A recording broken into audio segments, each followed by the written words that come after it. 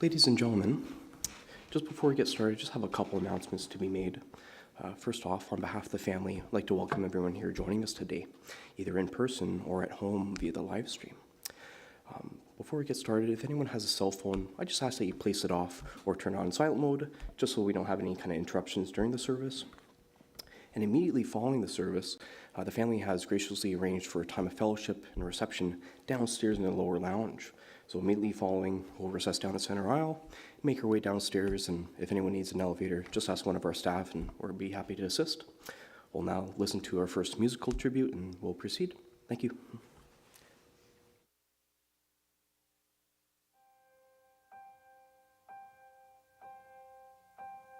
Some say love, it is a river that drowns the tender reed. Some say love, it is a razor that leaves your soul to bleed. Some say love, it is a hunger, an endless aching need. I say love, it is a flower, and you, its only seed.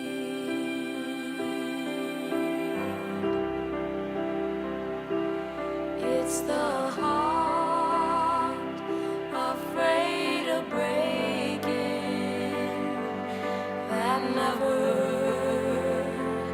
learns to dance. It's the dream afraid of waking that never takes the chance. It's the one who won't be taken, who cannot seem to give, and the soul afraid of dying that never learns to live.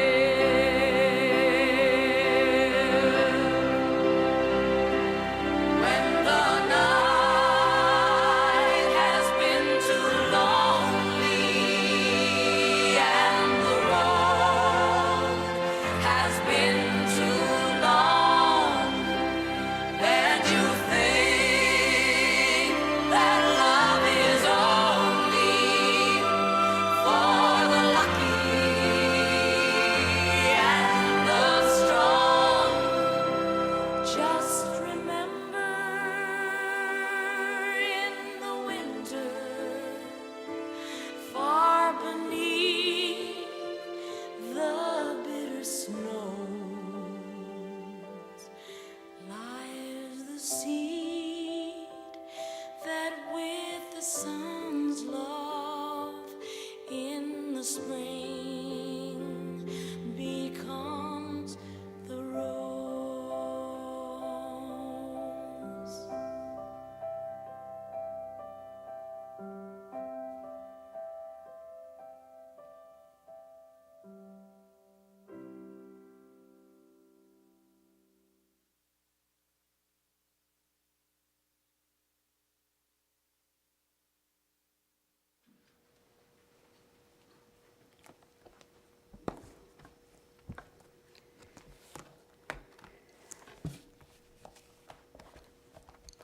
Good afternoon, everyone.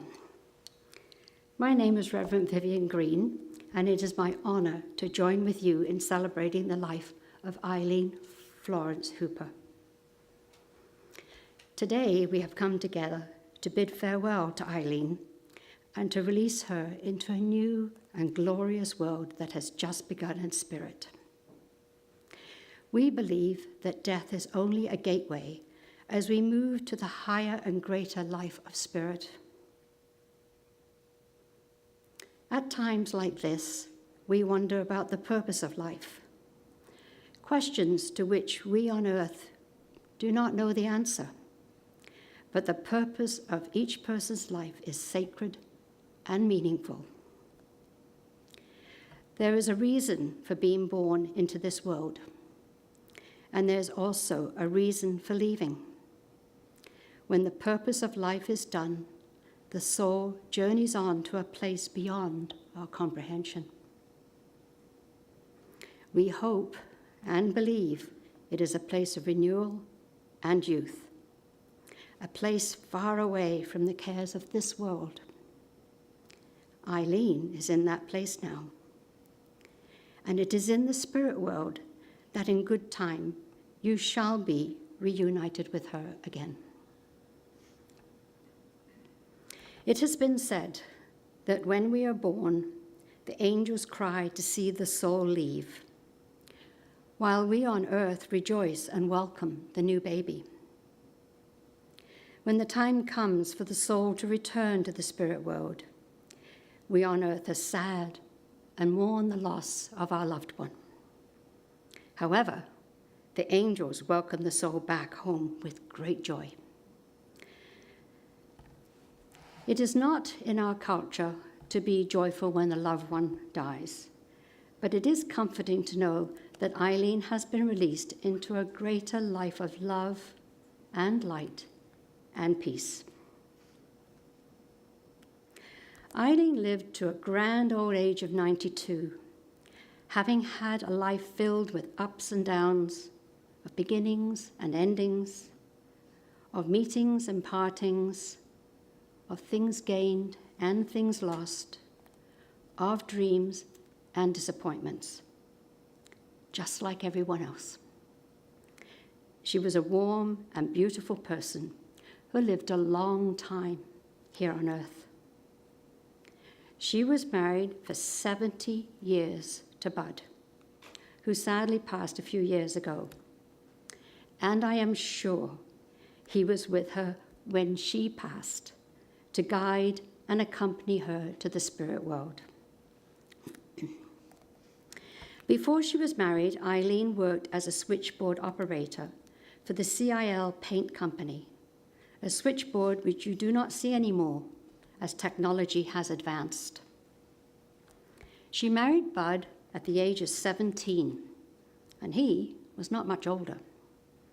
She took on all the duties that a wife did back in those olden days, but she left time for her own interests, such as her love for needlepoint, the playing of the organ, which she later taught Howard to play. Eileen was a very social person. She loved people and mixed with them easily. She simply loved to play games, in particular Scrabble, bingo, and bid euchre. Her kids, now grown up, remember playing games throughout their childhood. Eileen was a mother of 3, Philip, Lisa, and Howard.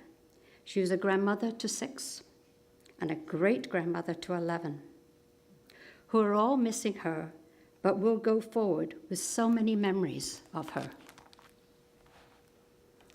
Eileen and Bud loved to travel, especially on celebrity cruise ships. They visited many islands in the Caribbean, and they were often joined by their friends on these cruises. Sadly now, though, most of them have passed on. Perhaps they're all together again cruising around the spirit world. Eileen and Bud also thoroughly enjoyed their cottage in Innisfil, where they lived when they retired. I am told that Eileen's nickname was Legs because she had great legs. Not just when she was a young woman. She had those shapely legs all her life. Eileen worked collecting funds for the Heart and Stroke Foundation, the Cancer Society, and for sick kids. For a time, she also worked with her husband in the florist shop they had in Toronto. One of their biggest customers was Garrett's funeral home. You see, Eileen had a full life, and how lucky are we to have had the privilege of knowing her. Today we say goodbye as Eileen's earthly journey has ended, and the body has served its purpose for which it was created. While her spirit soars to its new home, we ask for comfort and strength to carry on, knowing that we shall meet again. This being the weekend of Thanksgiving, we're able to enjoy the rustling of the colourful leaves and the beauty of autumn, while we say thank you for our many blessings, and one more. Thank you to God for Eileen and for the contributions she made while living here on earth. We give thanks for all the sweet memories she has left behind and for all that we learned from her wisdom. As Eileen would have said, I'd like the memory of me to be a happy one. I'd like to leave an afterglow of smiles when life is done. I'd like to leave an echo whispering softly down the ways of happy times and laughing times and bright sunny days. I'd like the tears of those who grieve to dry before the sun, of happy memories that I leave when earthly life is done. On behalf of the Hooper family, I thank you for coming today to celebrate the life of Eileen, a special person, and who could ever forget her beautiful smile and her twinkling eyes. Rest in peace, Eileen. Thank you.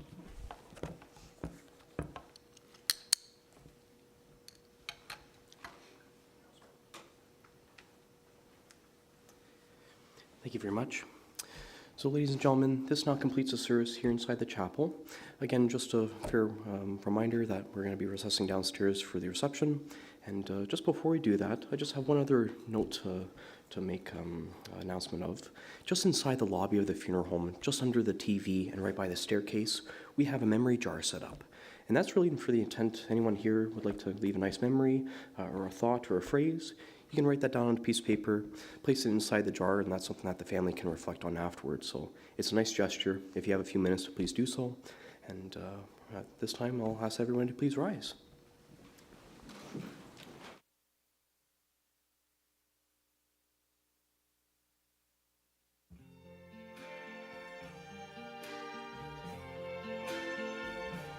I see trees of green,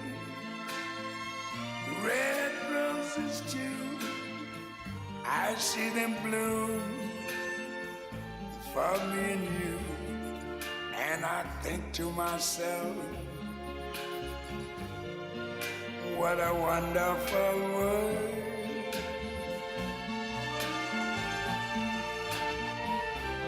I see skies of blue and clouds of white, the bright blessed day, the dark sacred night. And I think to myself, what a wonderful world.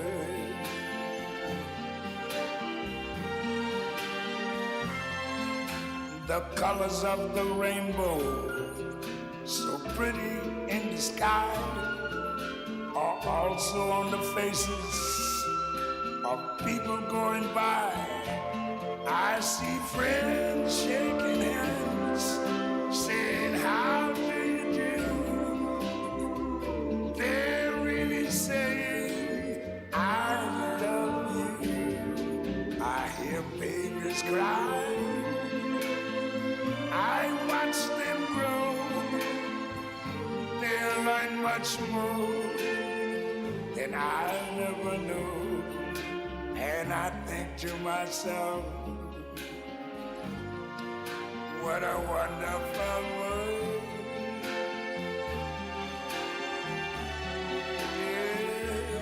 Yes, I think to myself,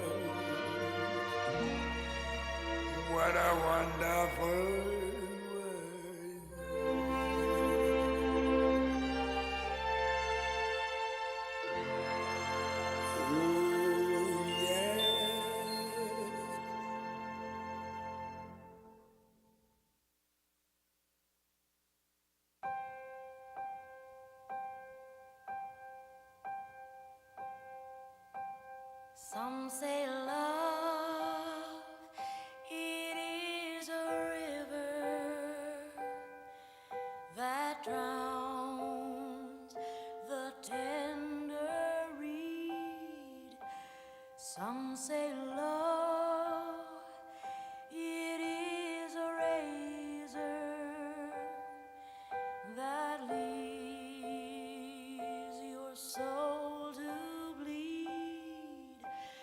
Some say